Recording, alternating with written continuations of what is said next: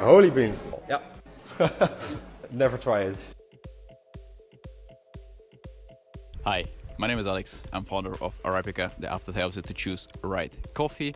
You can find more on arappica.com, and today we are in a very special place. Today we're in Beans and Dreams. And talking about dreams, we had snow today. So let's go inside and meet Stef. Let's go.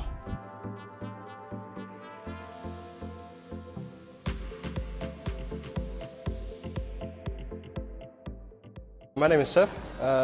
We're at Beans Dreams in the Cafe Loft. Actually, Loft is the place called. It's an old church. We built it together with the group to what it is now. We have here a yoga studio, a restaurant, and also my coffee and chocolate shop. Yeah, actually that's quite intentional. I lived across this church, and the owners that bought it were like, we want to do something with this church to get a better place for the community.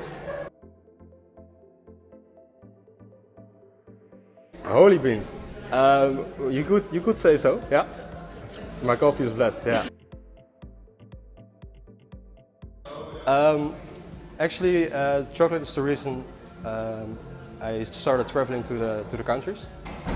Because in the newspaper one time was a headline like, in 2020 chocolate will disappear. So I was like, what is this and why would this happen?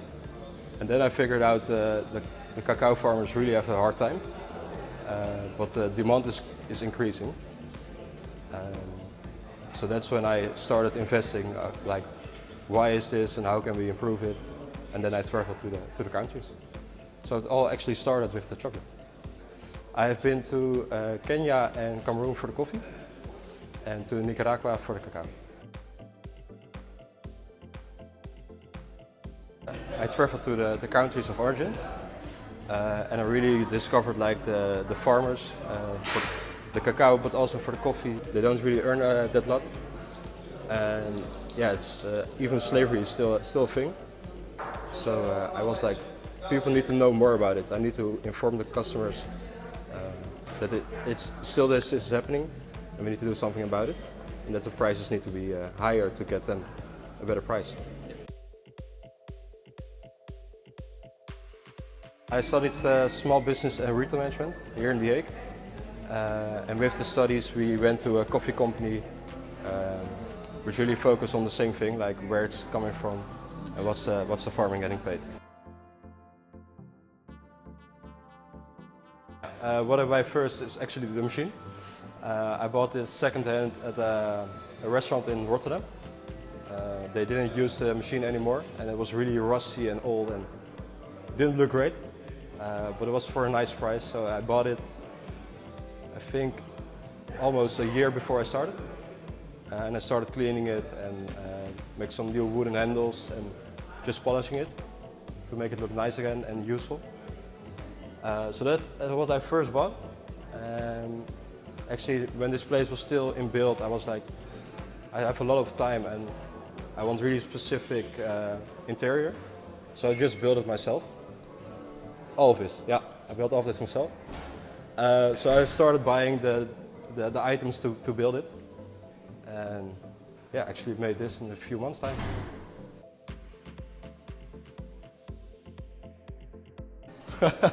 Underneath the table over here, behind me, I have a filter system. So the filter system filters out the air, and then the pipe goes out of the wall. Yeah.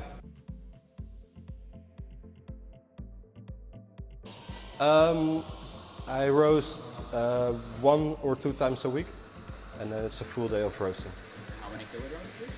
About 40 a week it is.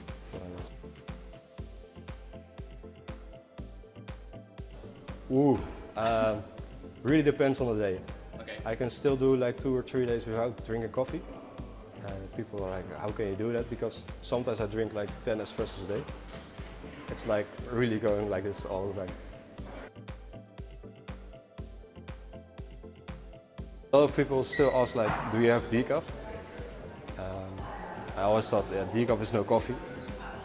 So I didn't really buy it and didn't want to do it actually. But then I discovered there are some good decafs as well. So yeah, that's one I have now over here, decaf. There are two types, two ways to make decaf. One is with water and chemicals, and then a lot of the flavor get destroyed. So I always thought that was the only way, but they also have CO2 now. They put it in a tank with CO2. I don't really know exactly what happens, but that way they can take the caffeine out as well. So that's an improvement for the decaf, and now you get really nice coffees as well.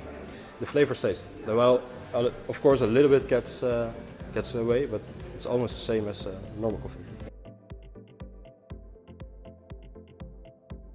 Actually, I switch a lot with the coffees I drink, but for now the favorite is the Brazil, because all of my coffees are Arabic and all a bit the same roast, and also same method of processing.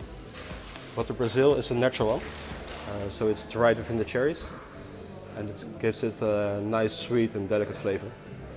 So this one I really like the most. Most of my family went to the full automatic coffee machines quite early.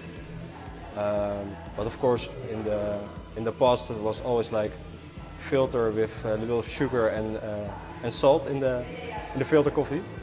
Really dark roasted coffee with no flavor at all. I think they even put a little bit of cacao powder in it. So I'm glad I never had to drink anything of that.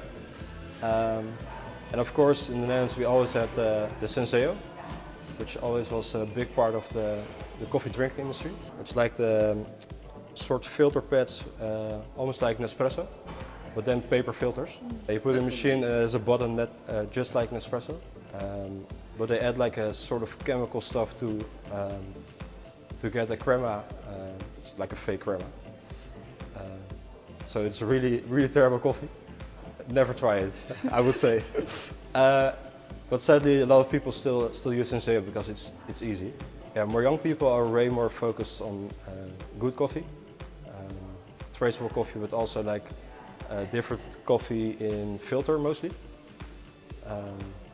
So yeah, they try new funky coffees. Like in Amsterdam, you see a lot of roasters roasting really light and really fruity and acidic. And I think the youngsters really like that. Yeah, for sure. Yeah, you see a lot of things climatically happening at the moment. For example, Brazil had a really rough year late year with the harvest that was frozen. So a lot of the harvest got destroyed, and it's becoming far more warmer, of course, over there as well, and less water. So the coffee needs to grow higher and higher. So it's really affecting the coffee and also the cacao. Yeah, I think even with little steps the consumers can help. Check what you buy, with a good price. Don't go to the supermarket and buy the cheapest chocolate or coffee there is, because it's just way below the price sustainable for living for farmers. So yeah, check the prices, check where it's coming from, and mostly go to the smaller shops because they really are transparent about what they pay, where they get it from, and how they can improve. Actually, I think people should start by reading about the different types of beans. So more like the lighter roast, darker roast, and the origins. I think that's the first step to learn more about the whole coffee industry. Second, I would say go into the different brewing methods. A lot of people are stuck with or an espresso or like the old filter still, but there is so much more. So really start looking into that. And after that, yeah, of course, the origin, about how the life of the farmers. That's the company that you normally buy your coffee from, tell you where it's coming from and who the farmer is. Yeah, of course. Especially online, it's like a huge competition. But here in The Hague, I don't think there are that much roasters. Of course, the last past years there have come a few, but they have different focus, I think. So I'm really focused on the consumers that normally would go to the supermarket to convince them to buy better coffee. So I'm more in that area, and they're more focused in the really high-end coffees, highly priced. I have to say my studies was nice in the beginning, but it didn't really help me starting this business. So after the studies, I actually started from scratch. Yeah, it will be nice. I think actually how to start. So actually having a company, that's something that it's been discussed in the studies a lot. But how to start it, that's like, yeah, you don't have a clue. You just start and you figure it out all the way along. Actually, until I was 15 years old, I said I'm never going to drink coffee in my life. I really didn't like it. So that changed completely, as you can imagine. Before that, I was really into sports. So it was always like I want to or start a business in, I don't know, anything, but as long as it's helping the world to improve, or do something with sports.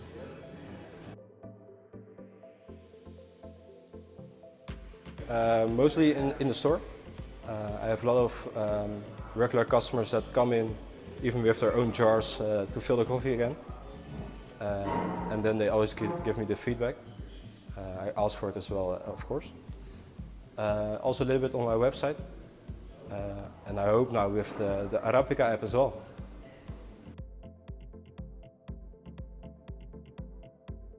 Just start doing what you love. Talk to a lot of people and just go for it. Don't be down by failures. Just try to improve yourself all the time.